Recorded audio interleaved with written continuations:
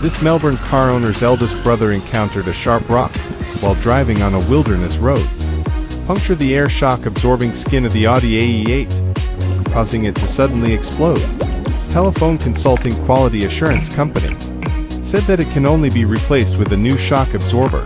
Now it takes 7-10 days for the logistics to arrive. The price also needs 10,450 Australian dollars. Find us for repair through the introduction of a friend.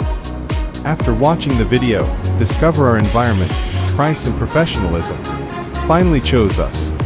Let's see how we can help Big Brother fix it back. How much do you think is appropriate for a repair like ours?